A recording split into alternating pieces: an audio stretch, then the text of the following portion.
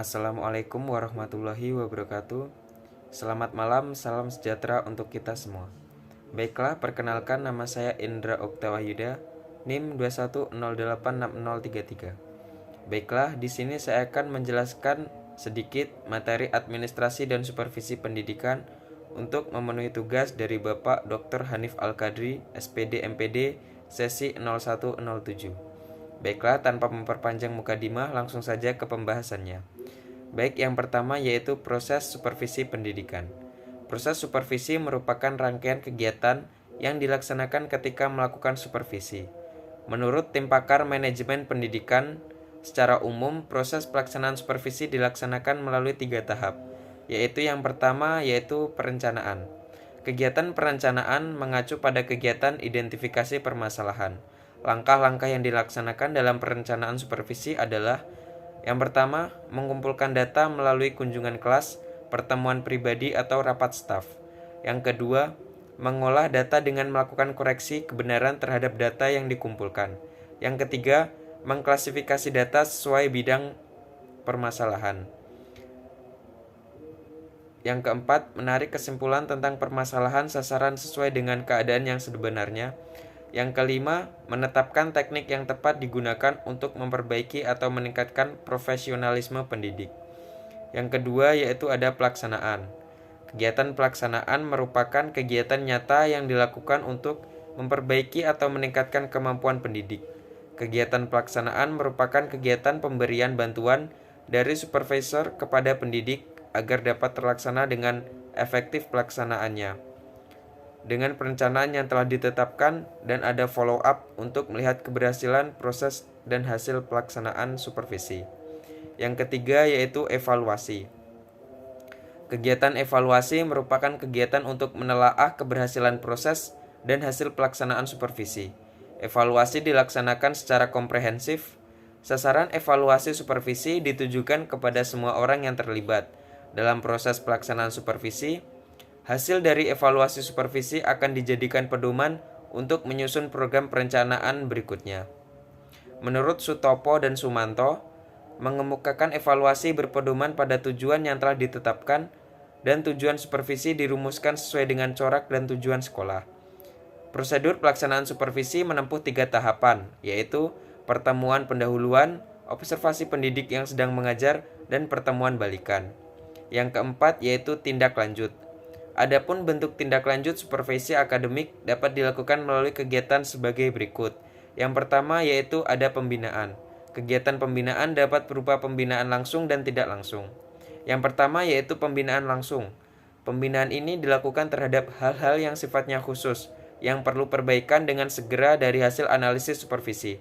Menurut Sahertian, pembinaan dengan pendekatan langsung berarti supervisor memberikan arahan langsung. Dengan demikian pengaruh supervisor lebih dominan.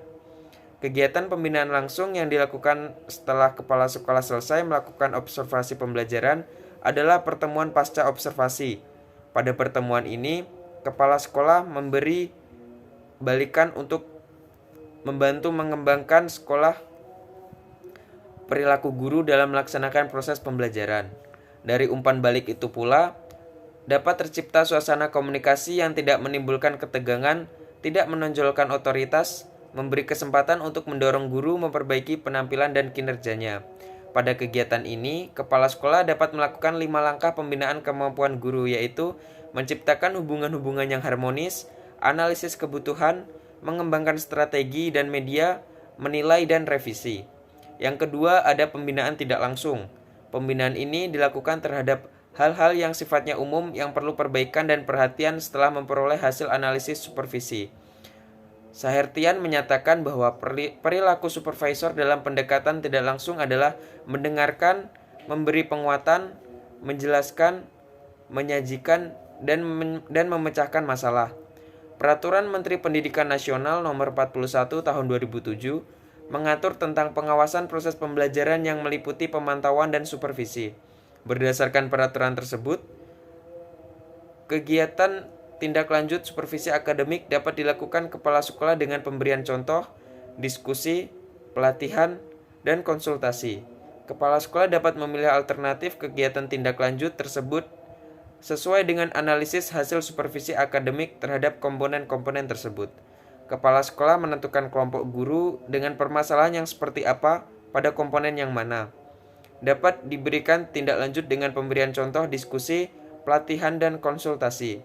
Pada setiap kegiatan tindak lanjut yang dipilih, kepala sekolah harus merumuskan latar belakang dan tujuan, pemilihan kegiatan, serta target yang harus dicapai.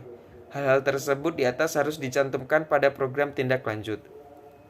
Baiklah, untuk selanjutnya yaitu materi tentang teknik supervisi pendidikan. Yang pertama ada teknik individual supervisi, yaitu yang pertama teknik kunjungan kelas. Teknik kunjungan kelas adalah suatu teknik kunjungan yang dilakukan supervisor ke dalam sebuah kelas baik kegiatan yang sedang berlangsung untuk melihat atau mengamati guru yang sedang mengajar ataupun sedang tidak ada guru atau sedang berisi siswa tetapi tidak ada guru yang mengajar. Yang kedua, teknik observasi kelas. Teknik observasi kelas adalah suatu teknik kunjungan yang dilakukan supervisor, baik pengawas atau kepala sekolah, ke sebuah kelas dengan maksud untuk mencermati situasi atau peristiwa yang sedang berlangsung di kelas yang bersangkutan. Yang ketiga, percakapan pribadi. Percakapan pribadi merupakan dialog yang dilakukan guru oleh supervisornya yang membahas tentang keluhan-keluhan dan kekurangan oleh guru yang mengajar. Yang keempat, yaitu percakapan kelompok.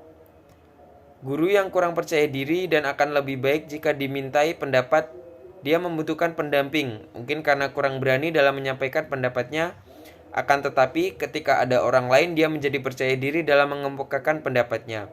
Sebagai alasan utama bahwa pewawancara tidak terlalu ingat siapa yang berpendapat seperti yang dia katakan. Yang selanjutnya yaitu intervisitasi atau mengunjungi sekolah lain. Teknik intervisitasi adalah saling mengunjungi antara guru yang satu dengan guru yang lain yang sedang mengajar. Yang selanjutnya yaitu penyeleksi berbagai sumber materi untuk belajar. Teknik pelaksanaan supervisi ini berkaitan dengan aspek-aspek belajar mengajar. Dalam usaha memberikan pelayanan profesional kepada guru, supervisor pendidikan akan menaruh perhatian terhadap aspek-aspek proses belajar mengajar sehingga diperoleh hasil yang efektif. Yang selanjutnya, menilai diri sendiri. Guru dan supervisor melihat kekurangan masing-masing yang mana ini dapat memberikan nilai tambah pada hubungan guru dan supervisor tersebut, yang akhirnya akan memberikan nilai positif bagi kegiatan belajar mengajar yang baik. Yang terakhir yaitu supervisi yang memakai para siswa. Teknik ini adalah dengan menanyakan kepada siswa tentang belajar mengajar dan materi yang telah diajarkan. Baik, yang kedua ada teknik kelompok supervisi. Yang pertama, penemuan orientasi bagi guru baru. Pertemuan orientasi adalah pertemuan antara supervisor dengan supervisi, terutama guru baru, yang bertujuan menghantar supervisi memasuki suasana kerja yang baru.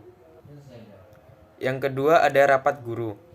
Rapat guru adalah teknik supervisi kelompok melalui rapat guru yang dilakukan untuk membicarakan proses pembelajaran dan upaya atau cara meningkatkan profesi guru.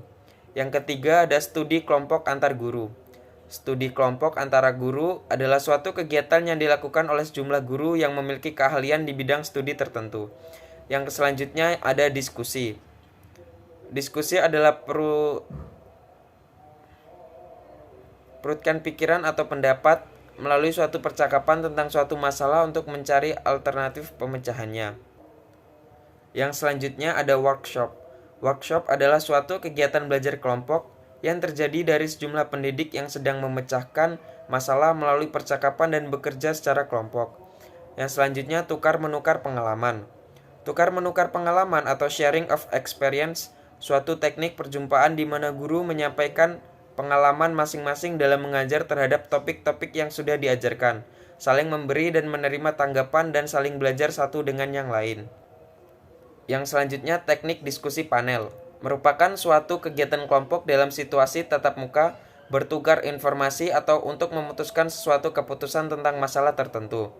Yang selanjutnya teknik seminar. Seminar adalah suatu rangkaian kajian yang diikuti oleh suatu kelompok untuk mendiskusikan, membahas, dan memperdebatkan suatu masalah yang berhubungan dengan topik. Yang selanjutnya ada teknik simposium. Kegiatan mendatangkan seorang ahli pendidikan untuk membahas masalah pendidikan. Simposium menyuguhkan pidato-pidato pendek yang meninjau suatu topik dari aspek-aspek yang berbeda.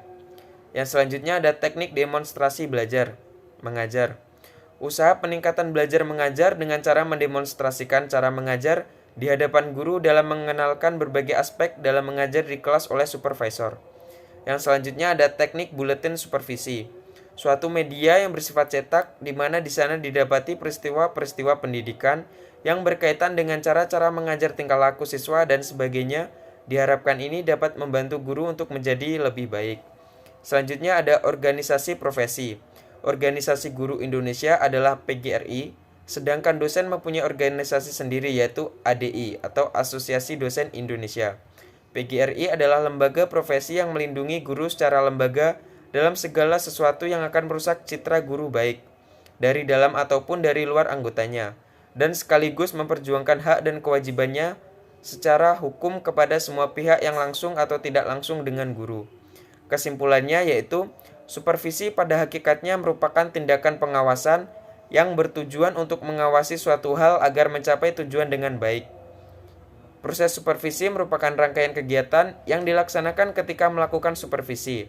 Proses supervisi ada 3 tahapan yaitu perencanaan, pelaksanaan, dan evaluasi. Teknik supervisi adalah cara-cara yang digunakan dalam kegiatan supervisi. Sedangkan teknik supervisi pendidikan adalah suatu cara atau jalan yang digunakan supervisor pendidikan dalam memberikan pelayanan atau bantuan kepada para guru. Teknik supervisi ada 2, yaitu teknik individu dan kelompok, serta teknik langsung dan tidak langsung. Baiklah, sekian penjelasan singkat materi saya tentang administrasi dan supervisi pendidikan. Jika ada kata-kata yang kurang berkenan, saya mohon maaf. Saya akhiri. Assalamualaikum warahmatullahi wabarakatuh.